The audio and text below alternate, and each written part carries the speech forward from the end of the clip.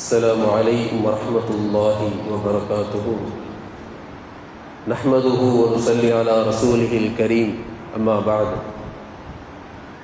கண்ணியத்தில் குறித்தான அல்லாஹுவின் நல்லடியார்களே, நாளை மறுமையில் வாழ்நாளை குறித்து நேரங்களை குறித்து உண்டான அல்லாஹுவின் கேள்விக்கு பதில் கூறாமல் ஒரு அடியானுடைய கால் பாதங்கள் இடத்தை விட்டு நகராது என்று சொன்னார்கள் பெருமானார் ஸல்லல்லாஹு அலைஹி வஸல்லம் அவர்கள். இரண்டு நியாமத்துகள் மனித சமூகத்தில் பெரும்பாலானோர் அதை கண்டு கொள்வதே இல்லை. பாராமுகமான ஒரு சிந்தனையோடு அதை பார்க்கிறார்கள். நியாமத்தானி மக்மூனுன் ஃபீஹிமா கஸீருன் மினன் நாஸ் அஸ்ஸிஹத்து வல் ஃபராக். நல்ல ஆரோக்கியமும் ஓய்வு நேரமும் சிறந்த அல்லாஹ்வுடைய அருள்கொடை நியாமத்துகள். அதை மனிதர்கள் அதை பெரிதாக கண்டு கொள்வதில்லை, பொருட்படுத்தவில்லை என்று நபி ஸல்லல்லாஹு அலைஹி வஸல்லம் அவர்கள் சொல்லித் தருகிறார்கள்.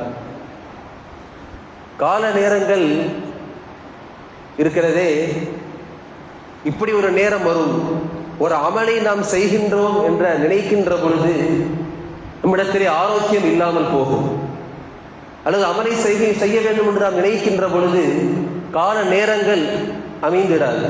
எனவே தான் இமாம் ஷாஃபிஈ ரஹிமஹுல்லாஹ் சொல்லுவார்கள், அல் வக்து ஸைஃபுன், நேரம் இருக்கிறதே வாளை போல, ஃபஇல்லம் தக்தா பிஹி, நீ அதை பயன்படுத்தி வெட்டவில்லை என்றால் கதஅக, உன்னை அது பதம் பார்த்து விடும் என்று இமாம் ஷாஃபிஈ ரஹிமஹுல்லாஹ் அவர்கள் சொல்லி தருவார்கள்.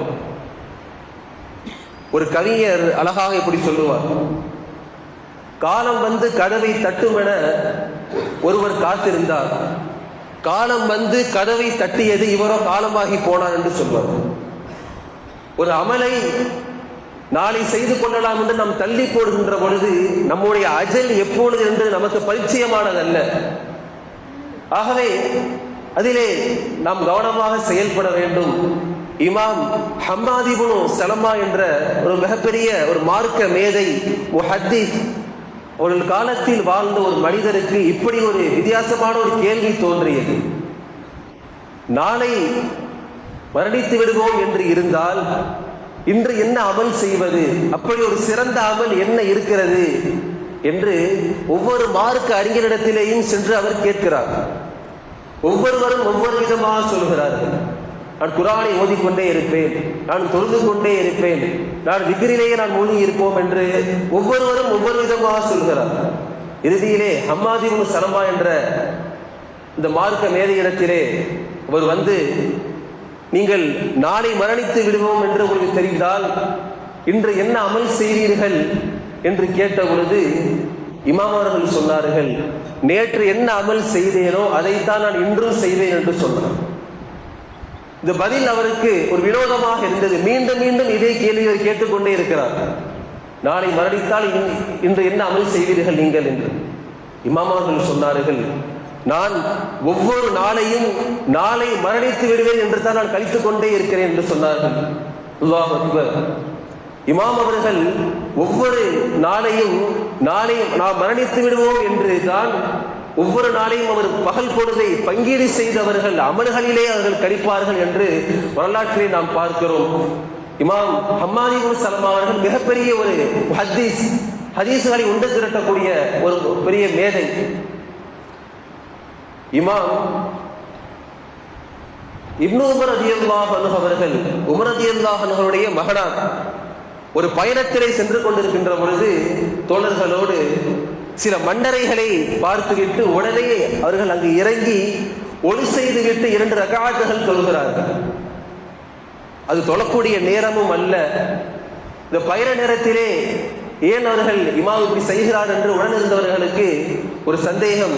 தொழுது முடித்ததோடு உடனே இந்த கேள்வியை கேட்கிறார்கள், ஏன் நீங்கள் இங்கு தொழுவீர்கள் என்று.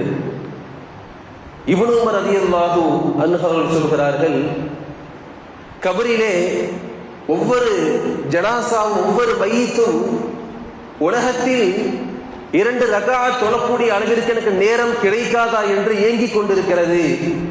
அது எனக்கு நினைவுக்கு வந்ததோடு நான் இறங்கி தொழுதேன், அந்த வாய்ப்பை நான் பயன்படுத்தி கொண்டேன் என்று இமாம் அவர்கள் சொல்லி தருவார்கள்.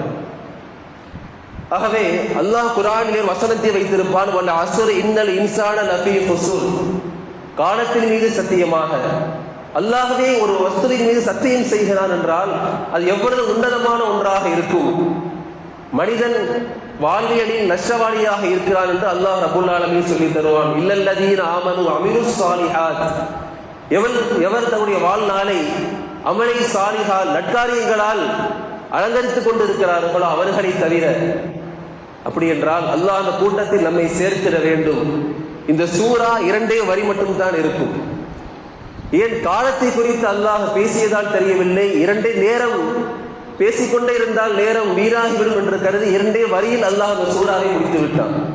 இமாம் ஷாஃபிஈ சொல்வார்கள், குர்ஆனிலே எந்த ஒரு சூறாக்களும் இல்லாமல் இருந்து இந்த அஸ்ர் சூறா மட்டும் குர்ஆனிலே இருந்தால் ஒட்டுமொத்த மனித சமூகத்திற்கும் இது ஒரு வழிகாட்டுதலாக பாதையாக இருக்கும் என்று சொல்லி தருவார்கள்.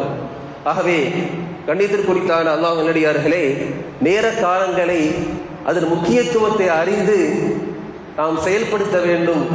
அல்லாஹ் அப்படி ஒரு வாய்ப்பை தௌஃபீக்கை நமக்கு தருவானாக. வ ஆகிரு தஅவானா அனில் ஹம்துலில்லாஹி ரப்பில் ஆலமீன்.